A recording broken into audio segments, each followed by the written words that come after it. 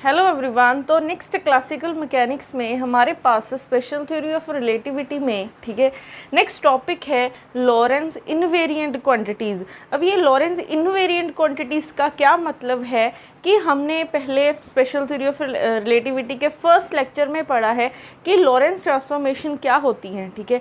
अगर हम इन क्वांटिटीज़ पे कोई भी ट्रांसफॉर्मेशन लगा रहे हैं, चाहे वो लॉरेंज ट्रांसफॉर्मेशन हो, चाहे वो ग्लेलियन ट्रांसफॉर्मेशन हो, कुछ भी कोई भी ट्रांसफॉर्मेशन लगा रहे हैं, इन क्वांटिटीज़ पे कोई चेंज नहीं आता है। ट्रांसफॉर्मेशन से पहले देखोगे चाहे ट्रांसफॉर्मेशन के बाद में देखोगे, ये क्वांटिटीज़ सेम रहेंगी, तभी इनको बोला गया है लॉरेंज इनवेरिएंट क्वांटिटीज़, ठीक है। तो क्वांटिटीज़ देख लेते हैं कौन सी हैं, जैसे रेस्ट मास, ठीक है, उसके बाद है प्रॉपर टाइम, फिर प्रॉपर लेंथ हो जाएगी, उसके बाद स्पीड ऑफ लाइट कभी भी चेंज नहीं होती है, उसके बाद ये कॉम्बिनेशन ई स्क्वायर माइनस पी स्क्वायर सी स्क्वायर, ठीक है। यहाँ पे ई क्या है, एनर्जी है, और पी क्या है, मोमेंटम है, या फिर यहाँ पे ई स्क्वायर माइनस बी स्क्वायर सी स्क्वायर भी हो सकता है। अब यहाँ पे एक बात का ध्यान रखना कि इस टर्म में ई एनर्जी है और पी मोमेंटम है, बट इस टर्म में, ठीक है, इस टर्म में ई इलेक्ट्रिक फील्ड है और बी क्या है, मैग्नेटिक फील्ड है। अगर आप इतनी टर्म्स की बात करोगे, ई क्या है, इलेक्ट्रिक फील्ड है, और बी क्या है, मैग्नेटिक फील्ड, ठीक है। और सिर्फ इस टर्म के लिए ई क्या है, एनर्जी है, और P क्या है, मोमेंटम है, ठीक है। अगर आप इस कॉम्बिनेशन की बात करोगे, ई स्क्वायर माइनस पी स्क्वायर सी स्क्वायर, ये इनवेरिएंट क्वांटिटी है, इनवेरिएंट क्वांटिटीज़ है, ठीक है। इस पे ट्रांसफॉर्मेशन लगाने से कोई भी चेंज नहीं आता है। Similarly E square minus B square सी स्क्वायर पे भी कोई चेंज नहीं आता है। उसके बाद ई डॉट बी, दोनों का अगर आप डॉट प्रोडक्ट लोगे, उस पर भी कोई चेंज नहीं आएगा। सिमिलरली ई स्क्वायर, ठीक है, मैग्नीट्यूड का स्क्वायर माइनस बी के मैग्नीट्यूड का स्क्वायर, इसमें भी कोई चेंज नहीं आएगा। उसके बाद अगर हम बात करें यहाँ पे, ठीक है, X square plus Y square plus Z square minus C square T square, इसको हम इस टर्म को हम डेल्टा आर स्क्वायर लिख सकते हैं। डेल्टा की बजाय इसको आर लिखते हैं। यहाँ पे इस टर्म को हम लिख सकते हैं आर स्क्वायर। आर स्क्वायर कैसे लिख सकते हैं, हमें पता है आर वेक्टर किसके इक्वल है, X I cap Y J cap plus Z K cap. अब इसका मैग्नीट्यूड लिया तो क्या आ जाएगा, X square plus Y square plus Z square, ठीक है। तो इसका स्क्वायर कर दोगे, अब इस मैग्नीट्यूड को हम आर लिख रहे हैं, तो इसका स्क्वायर कर दोगे, X square plus Y square plus Z square आ जाएगा। तो मैं इतनी टर्म को आर स्क्वायर लिख सकती हूँ minus C square T square. तो इस कॉम्बिनेशन, ठीक है, ये कॉम्बिनेशन भी ऐसा है कि इस पे अगर आप लॉरेंज ट्रांसफॉर्मेशन लगाओगे तो इसमें कोई भी चेंज नहीं आएगा।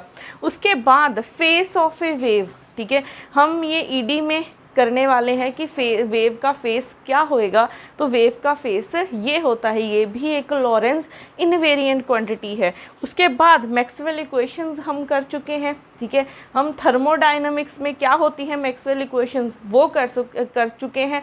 अब हमने नेक्स्ट इलेक्ट्रोडायनामिक्स में भी मैक्सवेल इक्वेशंस करनी है। तो ये जो मैक्सवेल इक्वेशंस है सारी, ये भी एक लॉरेंज इनवेरिएंट क्वांटिटीज़ हैं। उसके बाद वेव की इक्वेशन ये होती है, ये भी एक लॉरेंज इनवेरिएंट क्वांटिटीज़ हैं।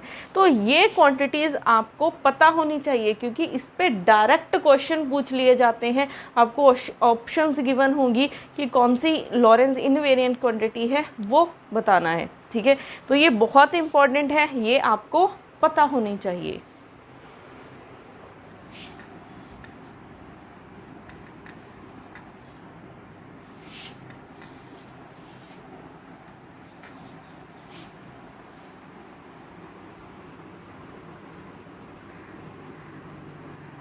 उसके बाद है मास कैसे चेंज होता है, ठीक है, मास कैसे चेंज होता है।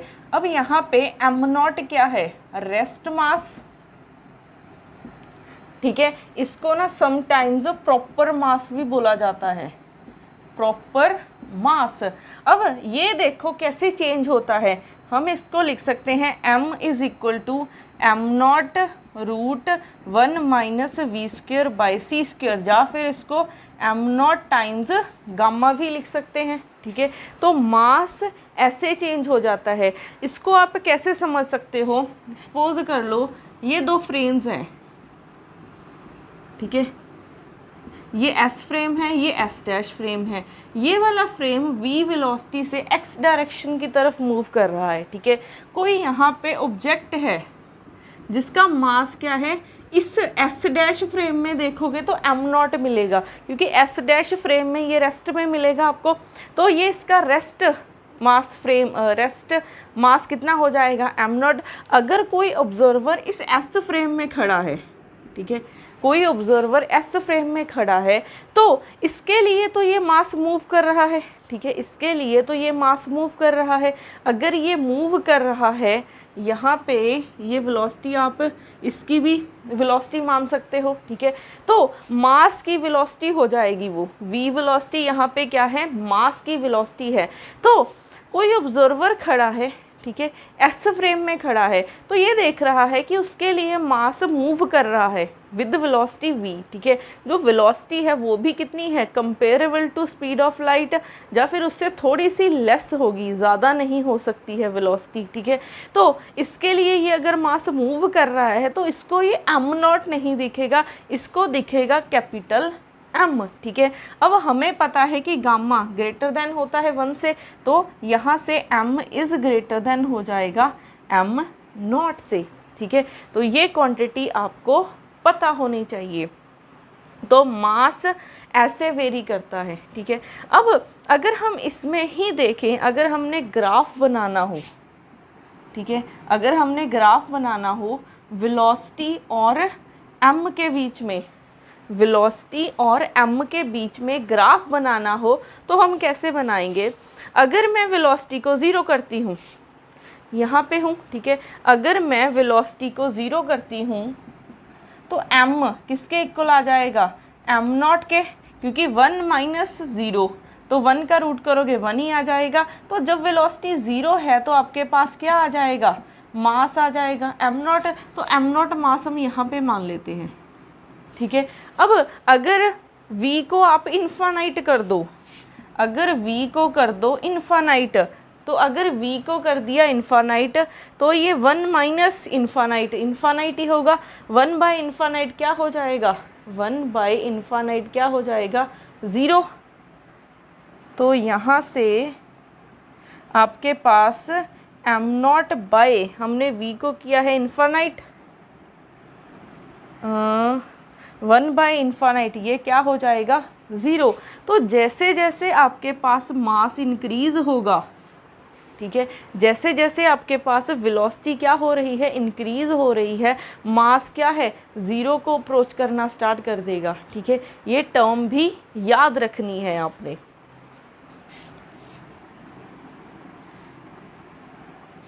ठीक है, अब ये कुछ ऐसे बन जाएगा इसका ग्राफ। मिनट,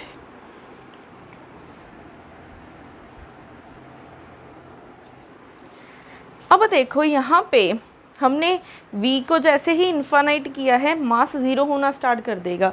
बट अगर हम यहाँ पे v को स्पीड ऑफ लाइट के इक्वल रख दें, ठीक है, तो क्या होगा, m is equal to m0 by root 1 minus v by, यहाँ पे C square by C square हो जाएगा, ये कट के 1 आ गया है, m0 बाय रूट 1 माइनस 1, तो ये बन गया है 0। तो ये 1 बाय 0 इन्फानाइट। तो जैसे ही वेलोसिटी c होगी, ठीक है, ये मास क्या हो जाएगा, इन्फानाइट हो जाएगा। ठीक है, तो याद रखना है कि जैसे ही आप स्पीड ऑफ लाइट को अप्रोच करते हो, मास क्या हो जाता है, इन्फानाइट हो जाता है। ठीक है, अब ये हम आगे करेंगे।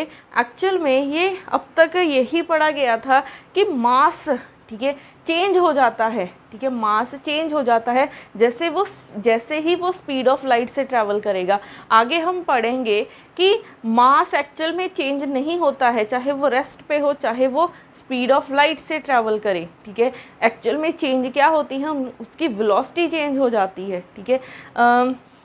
उससे पहले आपने ये याद रखना है कि मास आपके पास ऐसे चेंज हो रहा है, उसका ग्राफ भी याद रखना है कि इनिशियली जब वेलोसिटी 0 है तो m0 होगा, और जैसे ही स्पीड ऑफ लाइट के साथ ट्रैवल करेंगे तो इतना मास हो जाएगा, ठीक है। अभी तक बुक्स में यही चल रहा है, ठीक है। ये आगे आगे जब जैसे जैसे हम आगे थ्योरीज करेंगे आपको पता चलेगा कि मास चेंज नहीं होता है, ठीक है। अब उसके बाद ये मास कैसे चेंज हो रहा था वो पढ़ा है। नेक्स्ट है कि मोमेंटम कैसे चेंज होता है।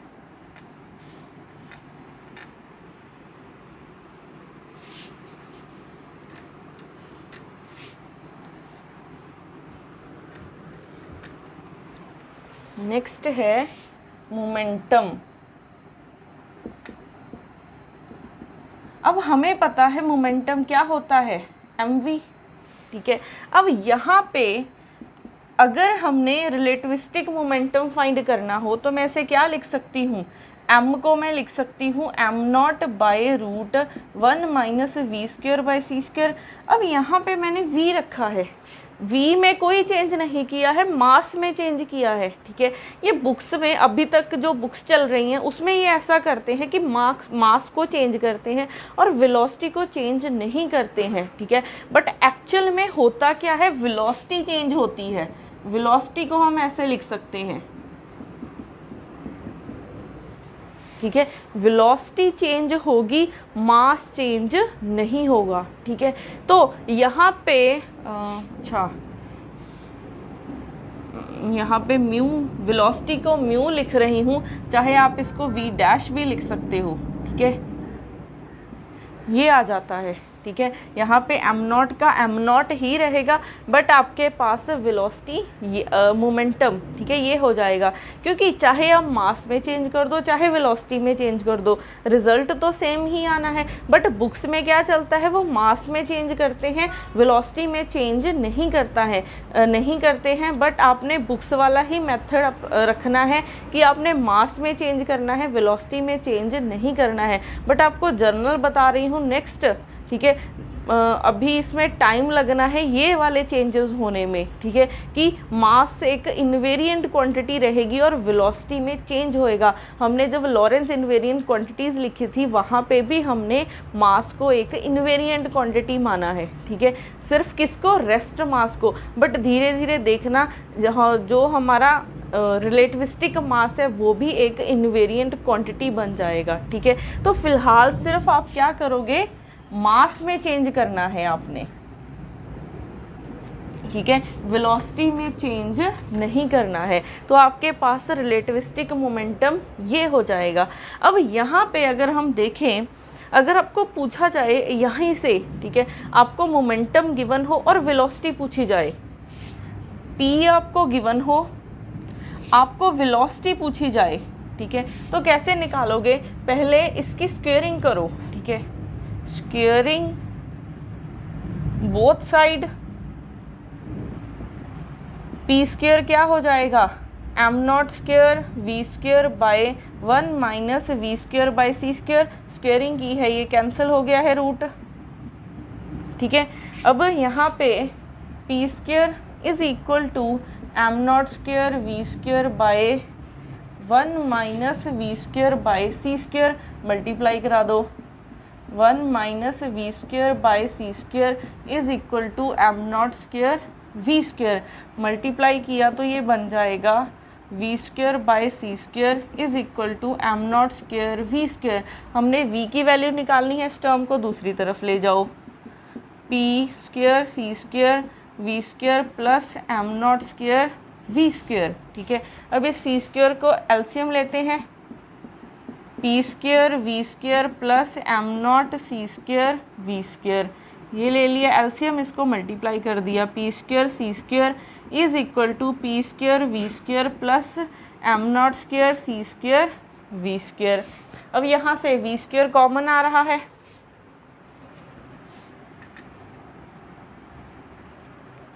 तो P square C square is equal to V square common है, P square plus am not C square, ये टर्म इसके नीचे ले आते हैं, P square M not C square is equal to V square.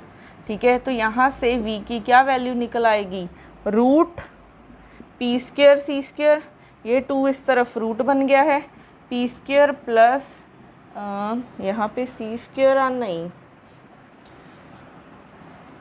M not square C square, ये cancel हो जाएगा इसके साथ, तो P C by root P square M not square C square. अगर आपको p गिवन हो, ठीक है, आपसे वेलोसिटी पूछी जाए तो आप ये वाला फॉर्मूला यूज़ कर सकते हो। ठीक है, तो ये भी एक इम्पॉर्टेंट रिजल्ट है। अगर आपको ये नहीं भी याद रहता है तो ड्राइव कर सकते हो, कुछ सेकेंड लगेंगे इसको ड्राइव करने के लिए। ठीक है,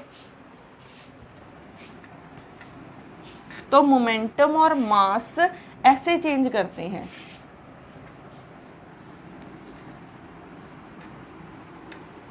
उसके बाद अगर हम देखें एनर्जी, ठीक है, एनर्जी देखो कैसे चेंज करती है। एनर्जी को हम ऐसा लिख सकते हैं, ठीक है, एनर्जी ऐसे हो जाएगी चेंज।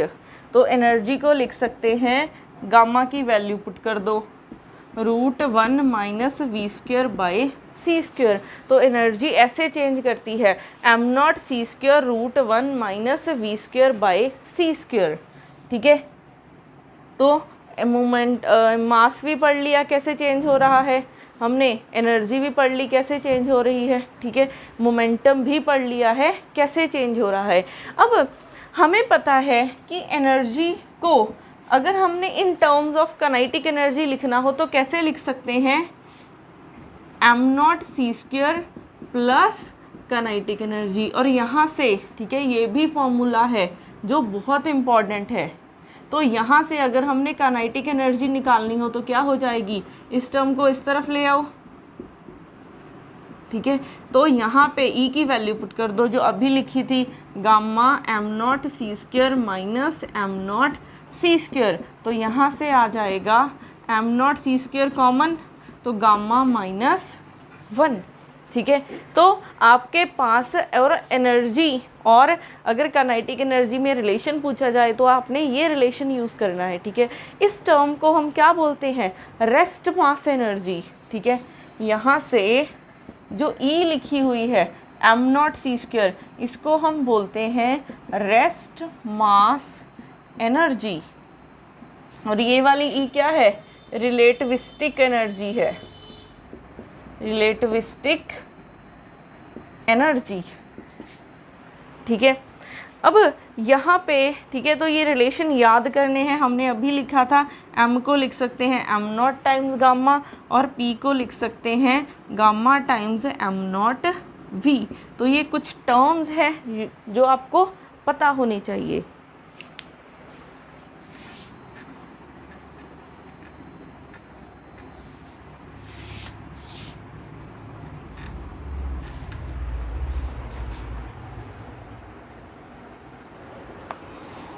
उसके बाद एक क्वेश्चन है, जैसे momentum of a relativistic particle of rest mass M not is कितना गिवन है, √2 am not C. What is the speed of the particle?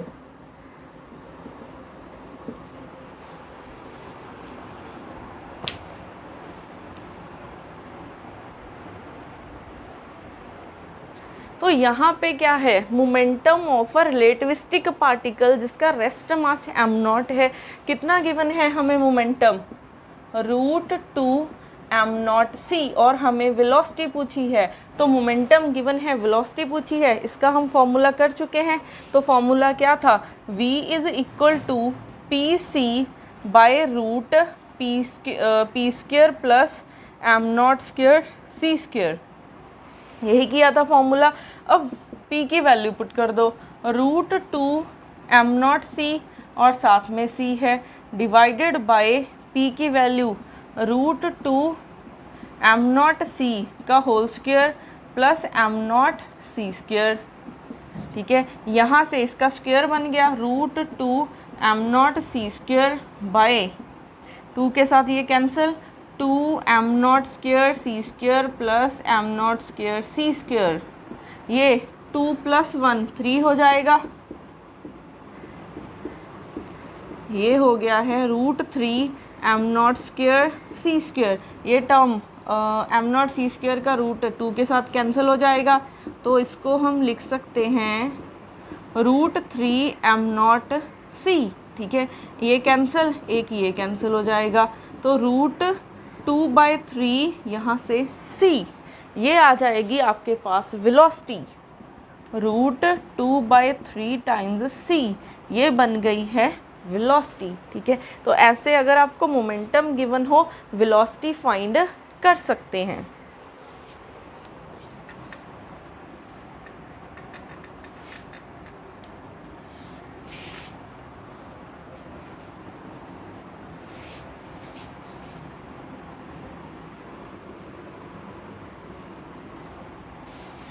उसके बाद जैसे अभी हमने किया था, एनर्जी को हमने लिखा था गामा टाइम्स mc स्क्वायर। ठीक है, गामा टाइम्स mc स्क्वायर, और p को हमने लिखा था गामा टाइम्स m, अच्छा यहाँ पे m नॉट हो जाएगा, फिर gamma times m not v।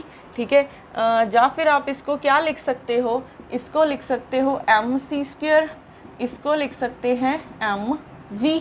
ठीक है, क्योंकि m क्या होता है, gamma times m not, m क्या होता है, गामा टाइम्स m नॉट। ठीक है, यही हो जाएगा एक्सप्रेशन।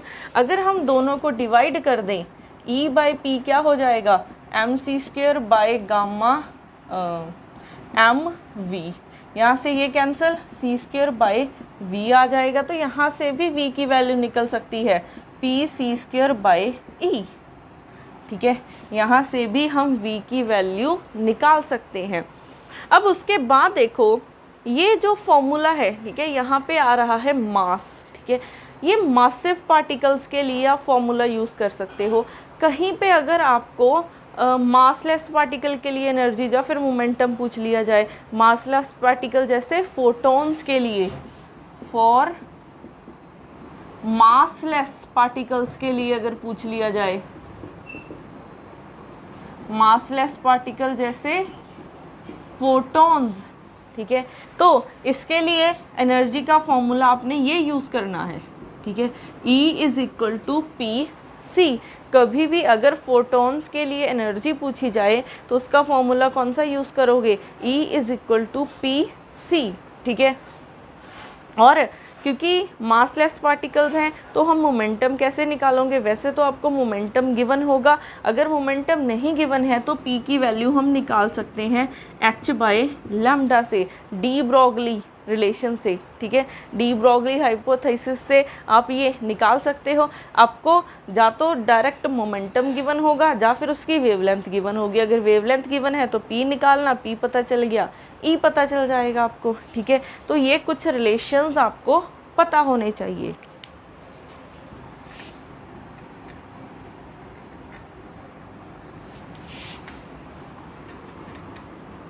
अब उसके बाद देखो, हमने अभी लिखा था कि gamma m0 c square is equal to m0 c square plus kinetic energy. ठीक है, कि एनर्जी किसके इक्वल होती है, rest mass energy plus kinetic energy. तो यहाँ से काइनेटिक एनर्जी क्या हो जाएगी, इसको मैं T लिख रही हूँ, काइनेटिक एनर्जी को, ये इस तरफ आ जाएगी, gamma m0 c square minus m0 c square. तो यहाँ से T गामा की वैल्यू पुट कर दो, √1 minus V square by C square minus m0 c square. ये टर्म को ऊपर लेके जाते हैं, m0 c square 1 minus V square by C square, यहाँ पे 1/2 है, इसको हम 1/2 लिख सकते हैं। यहाँ पे प्लस से ऊपर जाके माइनस हो जाएगा। अब यहाँ पे बाइनोमियल थ्योरम यूज़ करो, ठीक है। बाइनोमियल थ्योरम क्या थी? बाइनोमियल एक्सपेंशन भी बोल सकते हैं। बाइनोमियल एक्सपेंशन क्या होती है? 1 plus X raise to power n को हम लिख सकते हैं 1 plus N X plus N N minus 1 X square by 2 factorial up to so on. अब वैल्यूज पुट करो तो t इज इक्वल टू, यहाँ पे x की वैल्यू क्या है? x की वैल्यू ये रही minus we square by C square, और n की क्या वैल्यू है? Minus 1 by 2। तो 1 minus we square by C square raise to power 1 by 2 क्या हो जाएगा?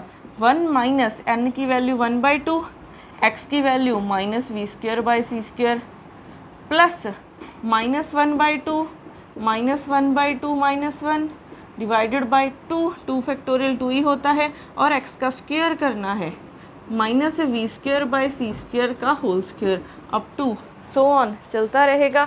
उसके बाद minus minus plus we square by 2 C square, ये हो जाएगा माइनस 1 बाई 2 माइनस 3 बाई 2 बन जाएगा, ठीक है। डिवाइडेड बाई 2, इसका स्क्वेयर करोगे प्लस हो जाएगा v4 बाई c4। तो यहाँ से 1 plus we square by 2 C square minus minus plus plus 3 by 2 into 2 4 into 2 8 हो जाएगा, अप टू सो ऑन चलता रहेगा। तो वैल्यू पुट कर देते हैं am not C square 1 plus we square by 2 C square plus 3 by 8 v4 by c4। उसके बाद ये टर्म्स चलती ही रहेंगी minus am not C square, तो यहाँ से आ जाएगा am not C square multiply करा दो m not C square into v square, ये कैंसिल हो जाएगा we square by 2 plus 3 by 8, यहाँ से m not be 4 by C square आएगा up to so on minus am not C square, ये plus है ये माइनस है कैंसिल हो गया, तो यहाँ से आ जाएगा M nought v square by 2 plus 3 by 8 m nought v 4 by C square up to so on, ठीक है। अगर आप इस टर्म को देखो, ठीक है,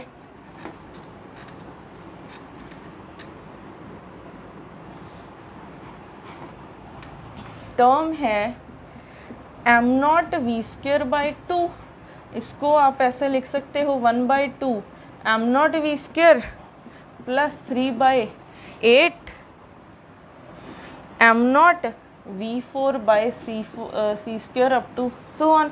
ये देखो kinetic energy half m nought v square है, ठीक है। यहाँ पे रेस्ट मास आ रहा है, तो इस टर्म को हम लिख सकते हैं rest mass, rest kinetic energy, या फिर आप इसको लिखो non relativistic kinetic energy, non relativistic kinetic energy. और ये क्या है? First order correction in kinetic energy, first order correction in kinetic energy, ठीक है। ये क्या है? नॉन रिलेटिविस्टिक काइनेटिक एनर्जी, ये first order correction in kinetic energy. आपको एग्जाम में डायरेक्ट पूछ लिया जाता है कि फर्स्ट ऑर्डर करेक्शन बताओ रिलेटिविस्टिक काइनेटिक एनर्जी में, तो ये हो जाएगी। सेकंड पूछनी है तो सेकंड टर्म को भी साथ में लिख लेना, ठीक है। जैसे जिसमें हम बाइनोमियल थ्योरम में हमने सिर्फ फर्स्ट 2 टर्म रखी थी, थर्ड का टर्म इंक्लूड करोगे तो सेकेंड ऑर्डर करेक्शन आ जाएगी, ठीक है। तो ये आपको सब निकालना आना चाहिए, लर्न करने की ज़रूरत नहीं है, सिर्फ कुछ सेकेंड का काम है इसको सॉल्व करना।